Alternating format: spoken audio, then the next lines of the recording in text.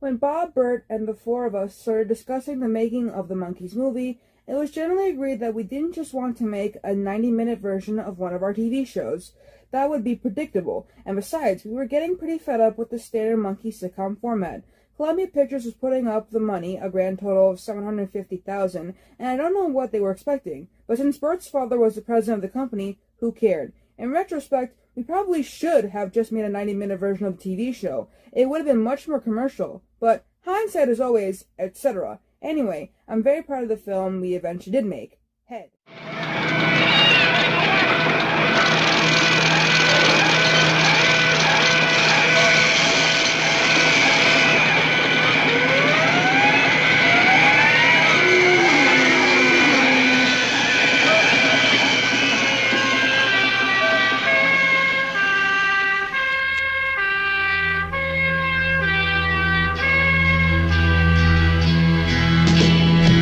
A 1968 American satirical musical adventure film written and produced by Jack Nicholson and Bob Rafelson. Directed by Bob Rafelson, starring the television rock group The Monkees, Davy, Peter, Mickey, and Michael, aka Mike, and distributed by Columbia Pictures. A theatrical spin-off of the TV show and a swan song, aka series finale. It started production directly after the completion of the series production. During production, one of the working titles for the film was Changes, which was later the name of an album by The Monkees. Another working title was Untitled. A rough cut of the film was previewed for audiences in Los Angeles during the summer of 1968 under the title Movie Untitled.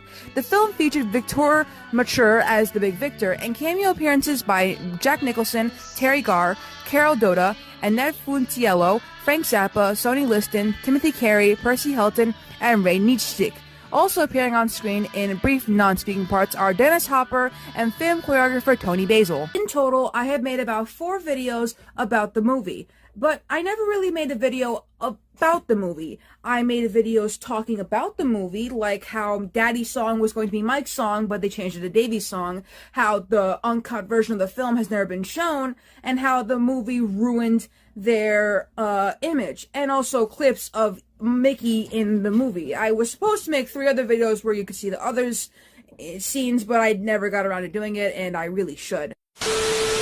This video is going to be going over everything about the movie, and I will be talking about my thoughts on it, so while it counts as a monkey video, it also counts as a movie review. And I know you're going to say that today's the anniversary of Pisces, Aquarius, Capricorn, Jones. That video's also coming. Please be patient. I'm working on both of them at the same time. But without further ado, let's talk about Head, the Monkees' only movie.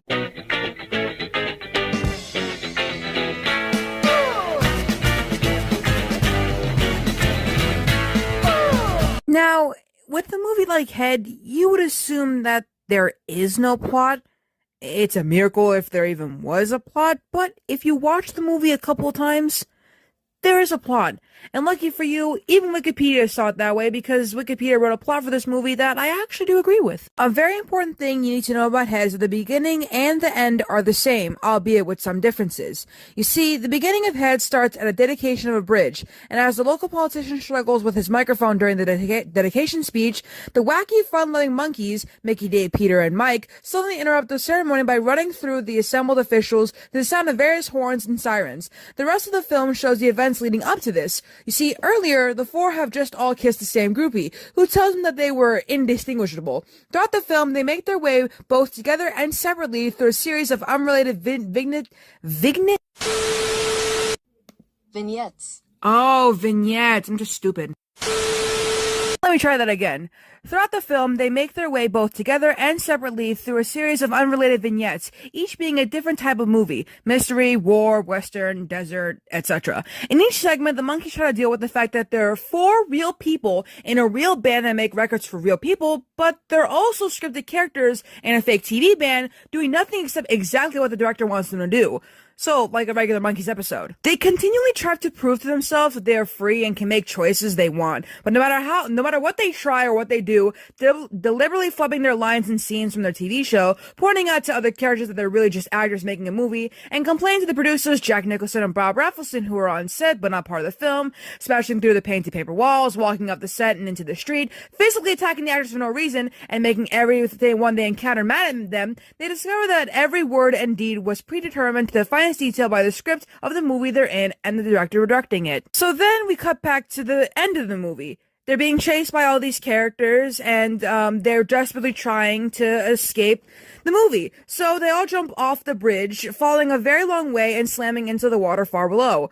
Unfortunately, this too was scripted, as the film's director hauls their soaked bodies away in a huge aquarium while the four stare blankly through the glass, struggling under the water. Laughing, he rolls the aquarium into a slot at the studio warehouse to be taken out when he wants to use them again in another movie.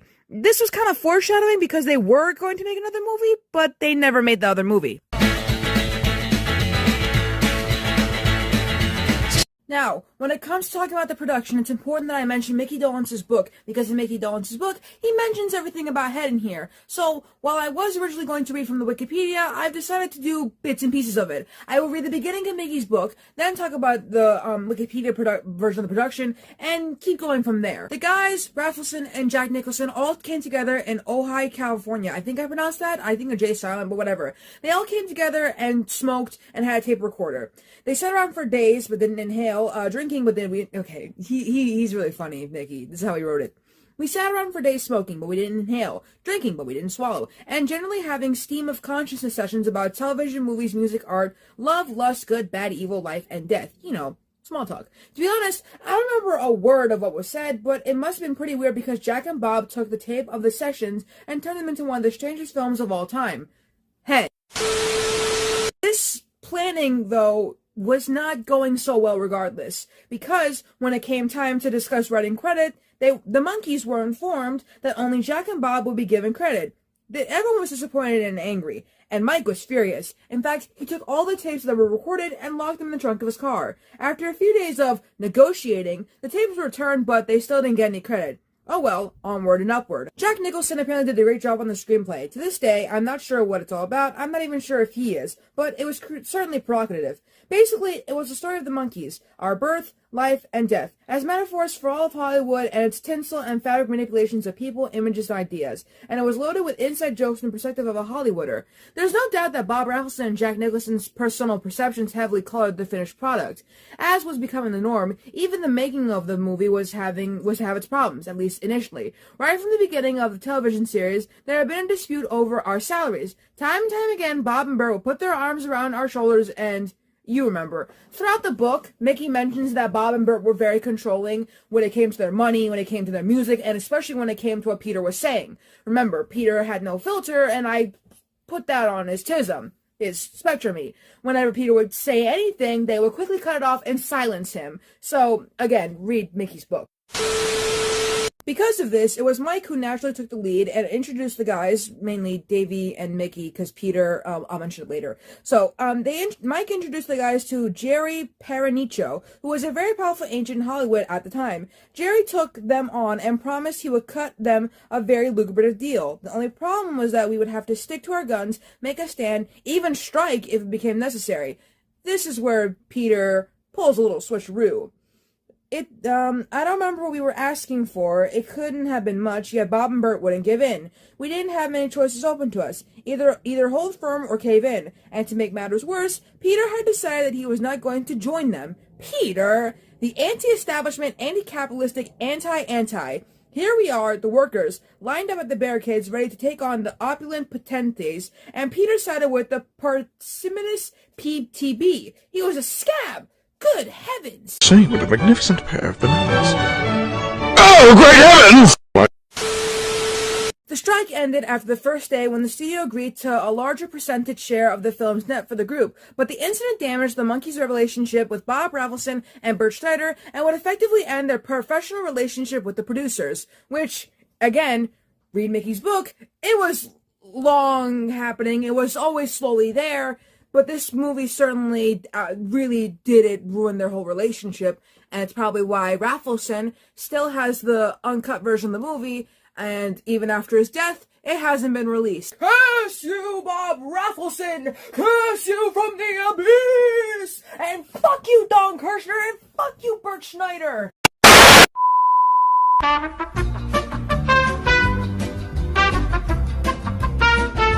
Head was filmed film from February 19th to May 17th, 1968 at Columbia Pictures/Screen Gem Studios at Sunset and Gower, Hollywood, California, and at the Columbia Ranch in Burbank, California, as well as various locations in California and elsewhere. The ribbon-cutting ceremony was in Long Beach. The war chant cheerleader sequence was in Pasadena. The factory sequence was in Hyperion Sewage Treatment Plant in Playa del Rey. The war sequence was some of the sequences of the war sequence was in Bronson Canyon at San Francisco. The desert sequence was filmed in Palm Springs, California. The concert sequence was, of course, filmed in Salt Lake City. And the Mickey's underwater sequences, specific ones, were filmed in the Bahamas. Here's the crazy thing. The song Diego Diddy War Chant was actually written by Jack Nicholson. It's a parody of the band's original voice and hard-written TV theme song. Its lyrics illustrated with a tone of self-parody evident in parts of the film. The final, "We're Here to Give to You," is interrupted by a gunshot with footage of the execution of Viet Cong operative Nguyen Van Liem by Brigadier General and then Chief of National Police Nguyen Ngoc Loan.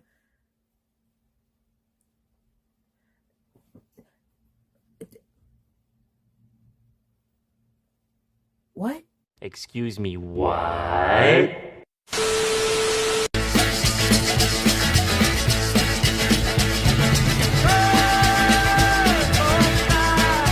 The film's music included contributions from Carole King and Harry Nilsson. Jack Nicholson compiled the soundtrack album, which approximates the flow of the movie and includes large portions of dialogue. The film's incidental music was composed and conducted by Ken Thorne, who also composed and conducted the incidental music to the Beatles' second film, Help, so good stuff there. The film's most famous song, Porpoise Song, appeared at the film's start and finish. Bright color filters heighten the visual effects and dreamlike touch of the passages, which include mermaids rescuing Mickey at the film's start. We never see those mermaids again, so. Well, I did say the start and film, the beginning word, the beginning and the end, I did say they were the same, but they did have some differences. Andrew Sandoval, author of the Monkees, the day-by-day story of the 60s TV pop sensation, and the guy who I said might be a fifth monkey, commented that it had some of their best songs on it, and the movie's musical performances are some of the most cohesive moments in the film. The music of the Monkees often featured a rather dark subject matter beneath a superficially bright, uplifting sound. The music of the film takes the darkness and occasional satirical elements of the Monkees' earlier tunes and makes it far more overt, as in Diddy Diego, or Daddy's Song, which has Davy singing an upbeat Broadway-style number about a boy abandoned by his father.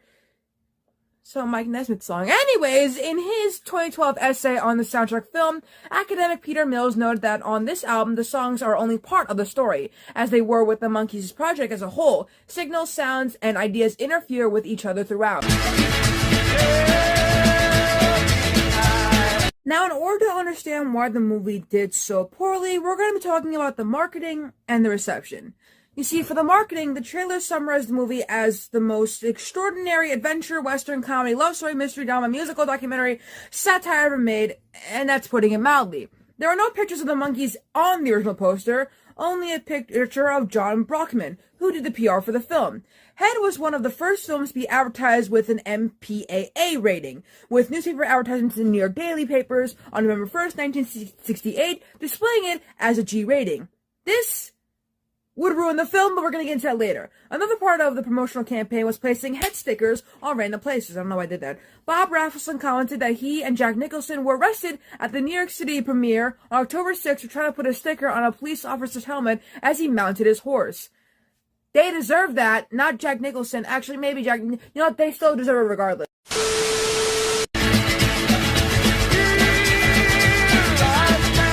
In my video about the uncut version of Head, I mentioned that they had to cut the film. Because of the poor audience response at an August 1968 screening in LA, it forced the producers to edit the picture from its original 110-minute length. The 86-minute movie premiered in New York City on November 6, 1968. The film later debuted in Hollywood on November 20th. It wasn't a commercial success. Like I mentioned in my collaboration with the Chanted Essays, the movie ruined the group's carefully groomed public image, while the counterculture audience that they had been reaching out rejected the Monkees' effort out of hand. Not only that, but the film's release was also delayed, partially because of the extensive use of solarization, a then new technique both laborious and expensive, and underpromoted. The sole television commercial was a confusing, minimalist close-up shot of a man's head, John Brockman. After 30 seconds, the man smiled and the name Head appeared on his forehead. This ad was a parody of Andy Warhol's 1964 film BJ, which only showed a close-up of a man's face for an extended period, supposedly receiving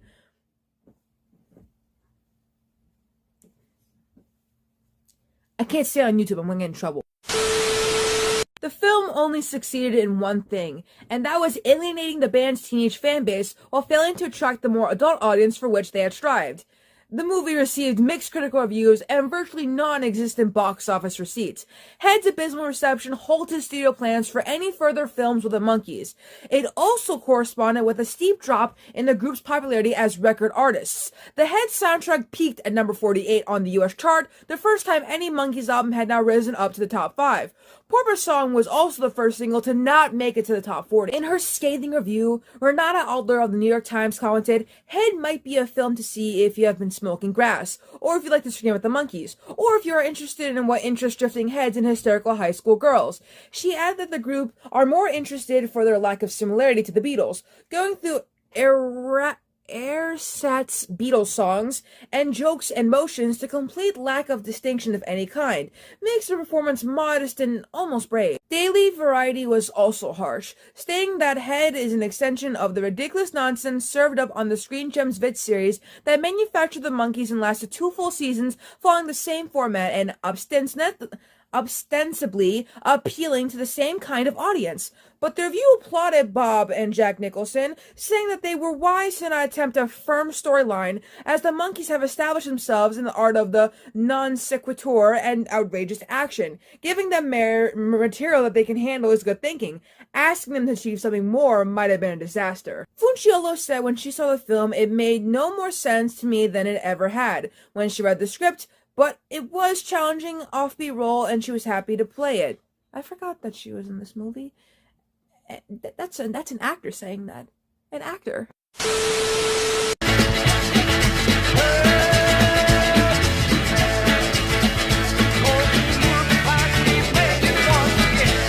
The film was released on September 18, 1986 on VHS, Beta, and Laserdisc.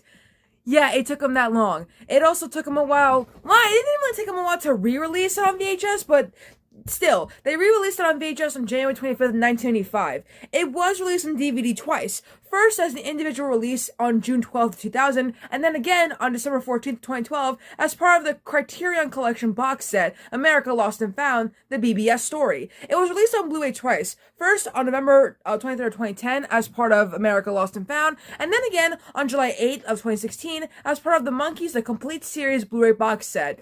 If you want to watch it, it's on Tubi, but it's also on YouTube, and I also have a Google Drive link that has the TV show, the specials, and the movie.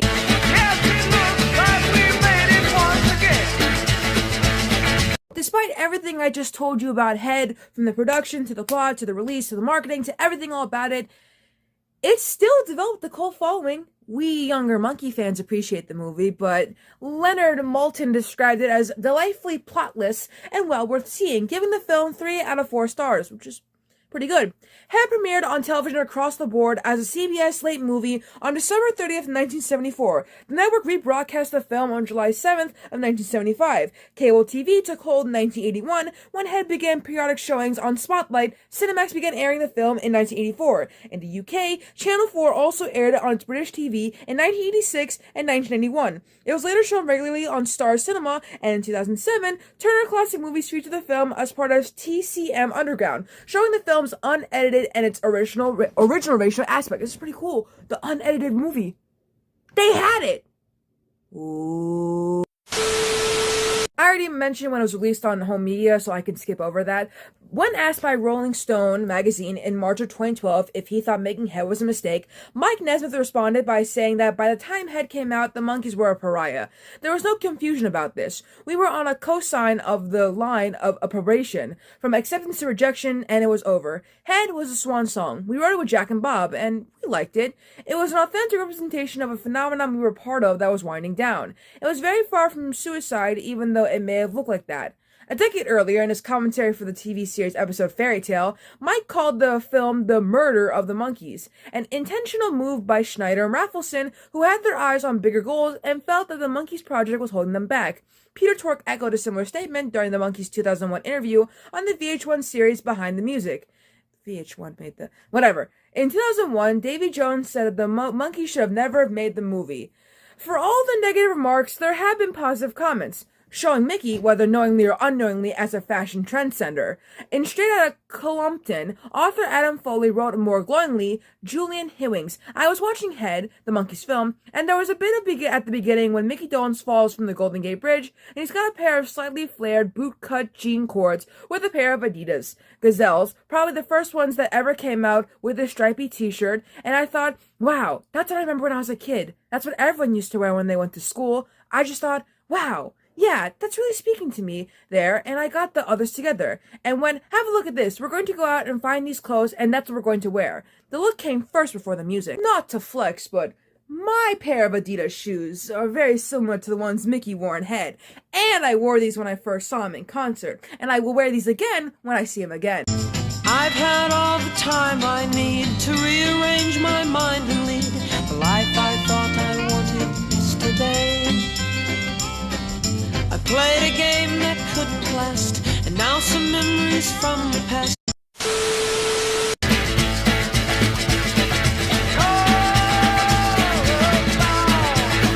So after all of that, everything I have said to you, what are my thoughts on the movie? It's alright.